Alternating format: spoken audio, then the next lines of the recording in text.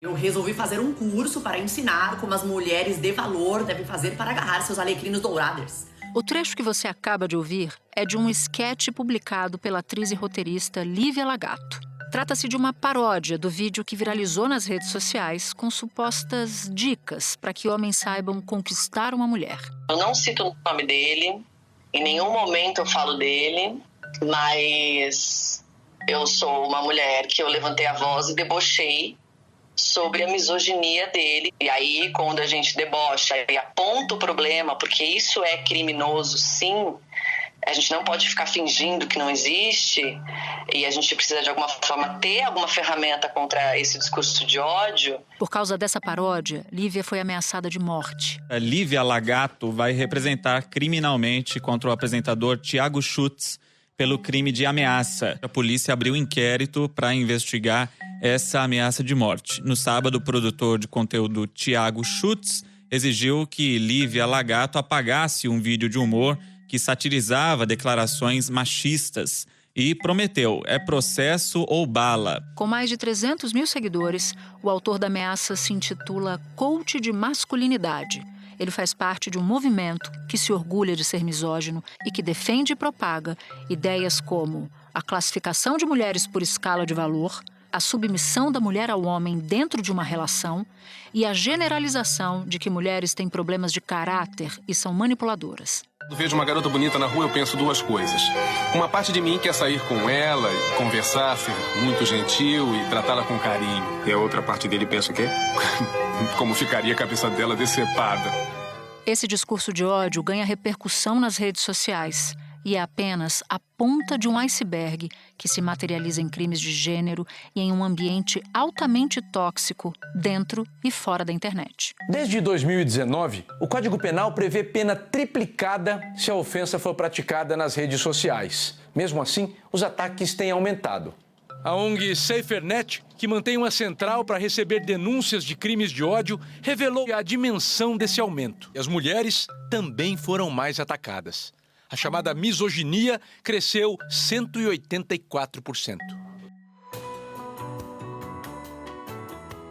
Da redação do G1, eu sou Natuza Neri e o assunto hoje é Red Pill, a misoginia como lucro. Como o machismo, a radicalização política e os algoritmos levam homens ao ódio contra as mulheres. Neste episódio, eu converso com a cientista política Bruna Camilo, pesquisadora da PUC de Minas Gerais. Ela faz doutorado sobre misoginia e redes de ódio no Brasil. Em seguida, falo com Tainá Guiar Junquilho, pesquisadora do ITS Rio e professora de Direito e Tecnologia no Instituto Brasileiro de Ensino, Desenvolvimento e Pesquisa. Sexta-feira, 3 de março. Bruna, eu quero começar colocando todo mundo aqui na mesma página que nos ouve. O que é misoginia? A misoginia, ela é um sentimento de aversão pelo feminino. Ela se traduz no comportamento, atitudes, discursos que visam essa manutenção das desigualdades entre gênero. Então, diante disso, fortalece a crença da superioridade masculina. A prática da misoginia a gente pode ver em violências físicas, diretas, que a gente infelizmente vê no nosso cotidiano, nos discursos que a gente ultimamente tem ouvido de forma crescente, a gente tem visto podcasts de homens que têm julgado mulheres em seus estereótipos e julgado como mulheres devem ser ou deixar de ser. Isso é uma prática da misoginia. Mulherada tem que aprender a ser feminina. O que é ser feminina, mano? Vamos lá. Se vestir como uma mulher. Cara, se portar como uma mulher também. Então, por exemplo, assim, cara, tem atitude que é feio pra mulher, tá ligado? Cara? O masculinismo, ele é um movimento que vem crescendo cada vez mais em nosso país. Ele é dito como originário dos Estados Unidos, mas ele vai se alastrando por todo o mundo. E aqui no Brasil a gente tem escutado cada vez mais, sobre o que é o masculinismo e visto muito na prática, os seus reprodutores do masculinismo. Você se infiltrou em alguns desses grupos ditos masculinistas. Eu queria entender, então, o que você viu nesses grupos e também nos explicasse o que são movimentos como Red Pill, Incel, MGTOW e como eles representam uma radicalização do discurso machista. Bom, estar infiltrada nesses grupos foi algo muito delicado, que na minha pesquisa nós tentamos nos munirmos de segurança, então foi foi algo muito importante para minha pesquisa, mas ao mesmo tempo muito delicado. E o que eu vi, o que eu observei foram mensagens altamente misóginas, né? Eu digo para você, Natuza, que eles chamam mulheres de diabolheres, merdalheres, e inclusive o ódio às mulheres é tão alto que nem as conservadoras são aceitáveis. Por exemplo, eu li homens chamando a Damares de conservadia. Então, é esse o nível da misoginia que os grupos masculinistas operam. Então, em alguns grupos, né, alguns são chamados, né, o grupo Red Pill, Incel, MGTOW. E o que eles significam, né? Como que a gente consegue identificá-los? Bom, Red Pill, a gente retoma o filme Matrix, de alguns anos atrás, quando naquela cena, né, em que o personagem tem a escolha, a opção de ou tomar a pílula azul, a Blue Pill, ou tomar a pílula vermelha, a Red Pill.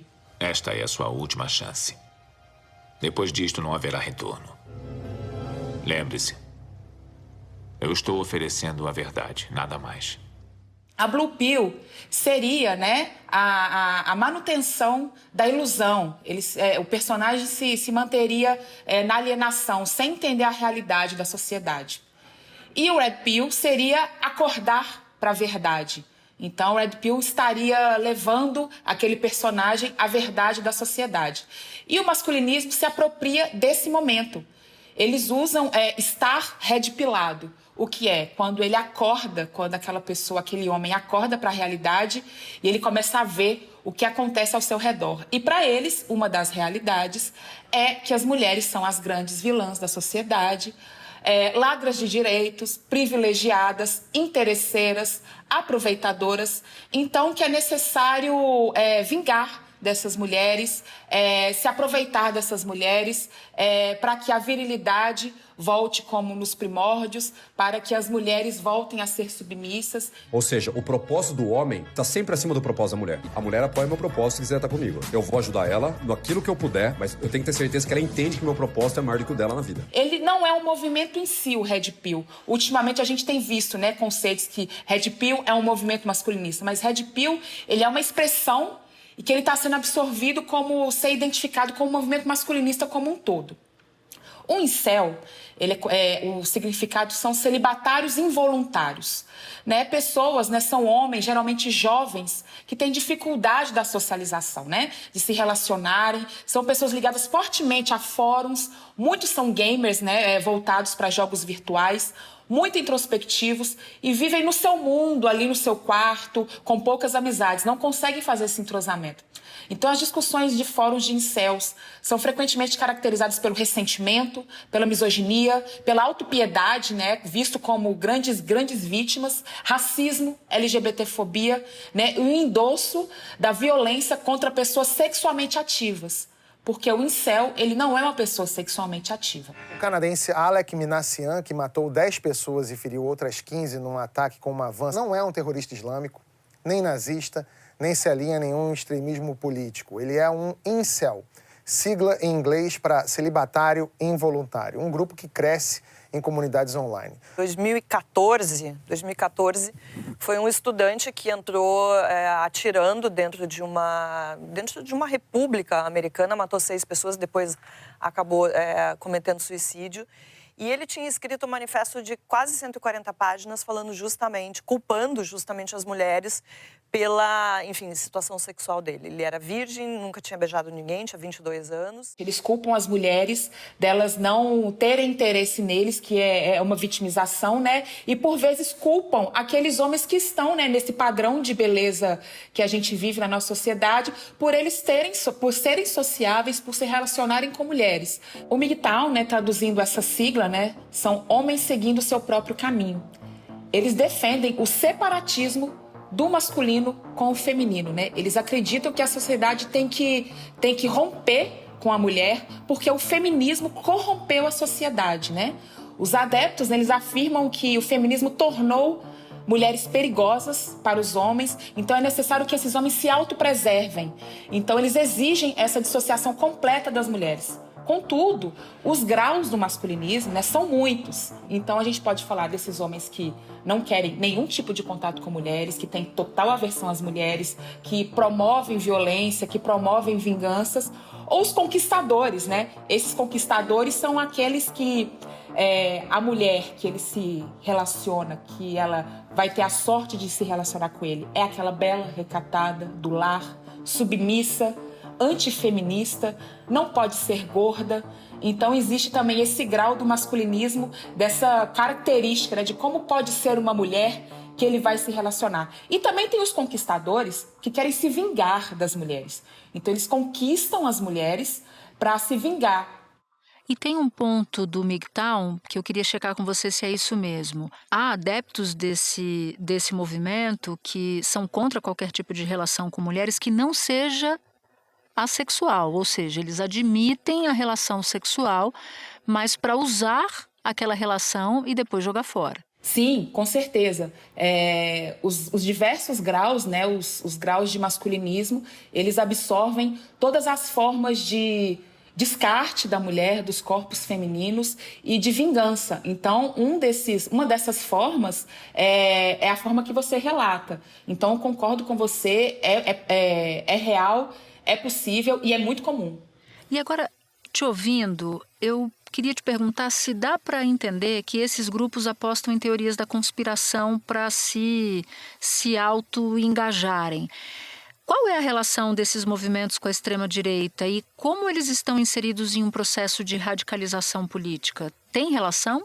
Tem total relação. Inclusive, a minha pesquisa, ela mostra essa conclusão, né? A relação, o masculinismo, ele está inserido nessa radicalização no Brasil, né? E no mundo. Primeiramente, que a misoginia é um ponto em comum, né? A gente vê a extrema-direita, a gente vê os parlamentares da extrema-direita, a gente vê o bolsonarismo, como ele atua. Eu levo muito a frase de uma autora que chama Joan Scott, que ela fala que gênero é uma categoria primeira de poder. Então, se você controla gênero, você controla o poder, você controla diversos temas da nossa sociedade.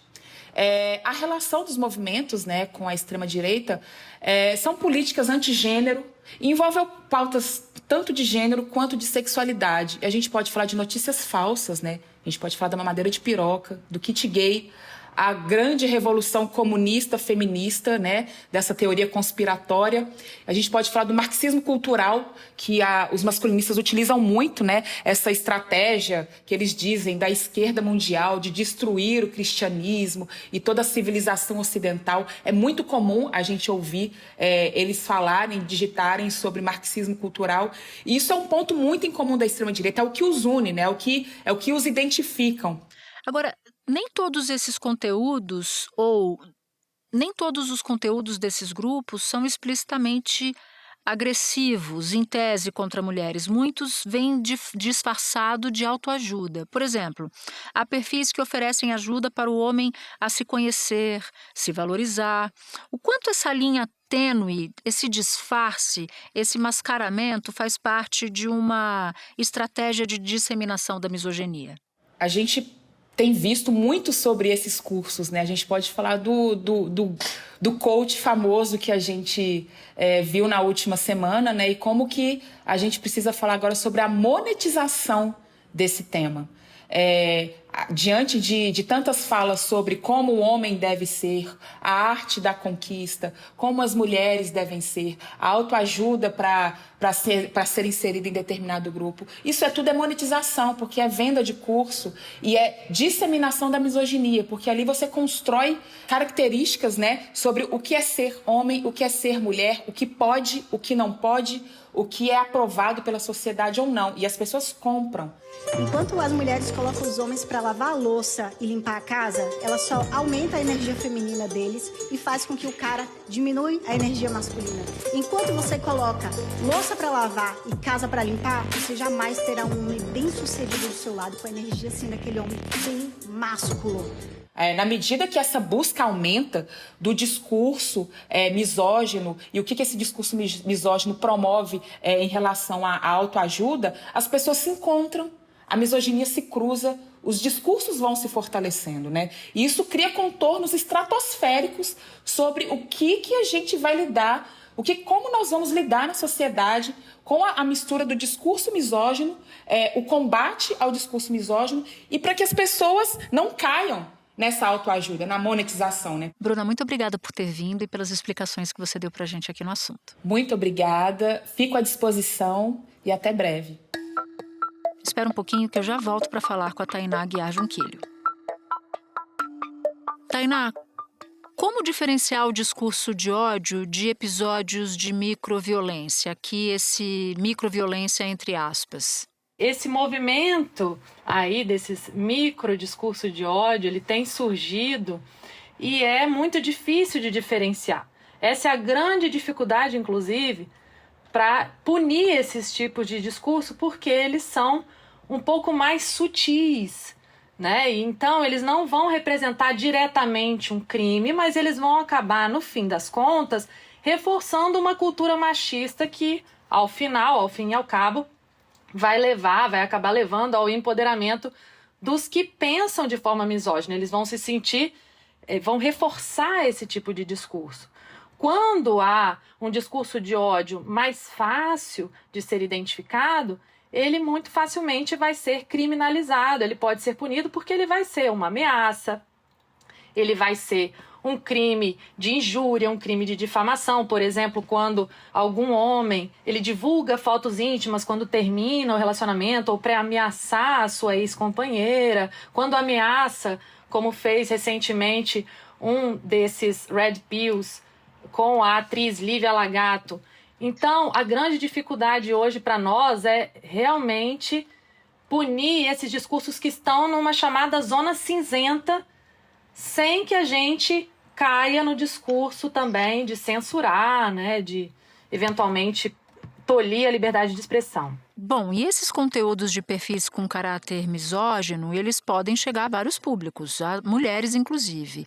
E muitos desses discursos desses conteúdos são travestidos de aconselhamentos, prometendo resultados. Dá para medir de alguma maneira o impacto disso, da circulação, do engajamento? A gente vive nessa sociedade que, a partir da internet, é chamada de sociedade em rede. Então, por que a partir da internet, fake news, discurso de ódio circulam tanto? Porque eles vão espetacularizar. Então, eles aglutinam as pessoas. Porque mesmo que eu não concorde com aquele conteúdo que está sendo divulgado, eu vou lá assistir por curiosidade ou até para criticar aquela pessoa e eu aumento o número de views e aquilo viraliza e é amplamente compartilhado. Então, na internet, é chamada, a internet, né, e a sociedade que a gente vive é chamada de sociedade em rede, porque todo mundo vai ter poder de fala, mas o que mais chama atenção, sem dúvidas, é o absurdo. E aí os anunciantes são mais vistos e o problema da desinformação como um todo, ele precisa ser efetivamente, então, reconhecido, comunicado, enfrentado pelos governos, pelas plataformas, né? E isso passa por uma revisão dessa estrutura atual de modelo de negócios dessas empresas. Pelo terceiro ano seguido, aumentaram as denúncias de crimes de ódio na internet. Em média, foram 8 denúncias por hora. No ano passado, foram mais de 74 mil denúncias, quase 68% a mais do que em 2021. Os maiores aumentos foram nos casos de xenofobia, intolerância religiosa e misoginia. O que é dito, postado, enviado online não pode ser ignorado. Especialistas dizem que ofensas e ameaças feitas no mundo virtual podem ter consequências graves dentro e fora da internet. A rede é um grande ponto de encontro. São pessoas influenciando outras pessoas. Recentemente, o Intervozes, que é um coletivo brasileiro de comunicação social, ele divulgou dados interessantes. Segundo o Alto Comissariado, por exemplo, das Nações Unidas, o Brasil ocupa o 5º lugar no ranking de violência contra a mulher. A SaferNet divulgou que mulheres negras são as maiores vítimas do feminicídio e as que mais sofrem com a desigualdade social. Em cada 10 homicídios contra trans no mundo, 4 ocorreram no Brasil. Em 2021, a cada 10 minutos, uma mulher foi estuprada. E nesse mesmo ano, dos 1.319 feminicídios que aconteceram, 81% desses casos foi cometido pelo companheiro da mulher. Ou seja, Os dados falam por si, não é mimimi. A gente vive numa sociedade que é altamente racista, xenófoba, uma sociedade patriarcal, homofóbica e machista, como os dados mesmo comprovam. E isso se repete e se espalha, se viraliza na internet muito mais rapidamente. Você toca num ponto importante, você citou as plataformas. Quais são os fatores que determinam que esse tipo de conteúdo circule mais ou não em cada uma delas, por exemplo? Eu sei que você já tangenciou um pouco na pergunta anterior, mas eu queria mergulhar um pouco mais profundo. Sim, os algoritmos, eles vão, de fato, diferenciar de uma plataforma para outra e isso vai influenciar na ampliação desses discursos ou não. E é claro que os fóruns que não verificam também a identidade da pessoa, como são, por exemplo, os comentários de reportagem de jornal online, eles vão facilitar que a pessoa se sinta mais protegida, oculta e apta a falar besteiras sem ser punida. Neste comentário numa rede social, um homem escreveu: "Nunca bati em mulher nenhuma, mas feminista me dá uma vontade, me desperta um ímpeto de espancador, que é quase incontrolável." A mulher que sofrer violência virtual vai poder contar com uma nova proteção, a da Polícia Federal. A PF também vai investigar crimes praticados pela internet que difundam conteúdo misógino, aqueles que propagam o ódio ou aversão às mulheres. A lei foi inspirada na ativista Lola Aronovitch, professora da Universidade Federal do Ceará. Desde 2011, ela sofre constantes ameaças na internet por defender as mulheres. Então, nesse sentido, existem uma série de medidas que as plataformas podem tomar para prevenir esse tipo de discurso falso, odioso, e acabar dando transparência a quem enuncia ou anuncia. No auge da pandemia, por exemplo, a gente viu que toda vez que o algoritmo do Instagram identificava um post relacionado à vacina ou pandemia, aparecia um link direto para informações do Ministério da Saúde. Você pode criar mecanismos para que a própria comunidade de usuários denuncie conteúdos abusivos. O ITS, que é o Instituto de Tecnologia e Sociedade, por exemplo, onde eu trabalho, criou um projeto super interessante chamado PegaBot, que atua no reconhecimento de robôs usados em campanhas de desinformação. Porque, em geral, o algoritmo das plataformas vai produzir um efeito chamado por um pensador denominado Eli Pariser, que é o efeito filtro bolha. O que é esse efeito filtro bolha? De acordo com a navegação, o algoritmo vai sugerir perfis e alguns conteúdos que o algoritmo entende serem ideais para você. Então, ele vai criar uma bolha informacional e isso vai reforçar a polarização, a fake news, o discurso de ódio, na medida em que vai prejudicar um dos pilares essenciais da nossa democracia, que é o respeito à pluralidade de ideias. Tainá, você vir aqui no assunto é uma honra para nós. Gostei muito da nossa conversa. Muito obrigada pela tua participação e a gente se encontra aqui outras vezes, com certeza. Eu que acredito. Olha, para esses que leem Red Pills, eu indico o livro Tudo sobre o Amor, da Bell Hooks, que ela propõe a ética do amor, da sensibilidade. Eu acho que em algum momento a gente acabou se perdendo, precisa resgatar, e a leitura é um bom caminho. Foi um prazer participar, admiro muito esse podcast e até a próxima. Alguns dos áudios que você ouviu neste episódio são da Rádio CBN. Este foi o Assunto, podcast diário disponível no G1, no Globoplay, no YouTube ou na sua plataforma de áudio preferida. Vale a pena seguir o podcast na Amazon ou no Spotify, assinar no Apple Podcasts, se inscrever no Google Podcasts, no Castbox ou no YouTube e favoritar na Deezer. Assim, você recebe uma notificação sempre que tiver um novo episódio. Comigo na equipe do Assunto estão Mônica Mariotti, Amanda Polato, Tiago Aguiar, Gabriel de Campos, Luiz Felipe Silva, Tiago Kazuroski, Etos Kleiter e Nayara Fernandes. Eu sou Natuzaneri e fico por aqui. Até o próximo assunto.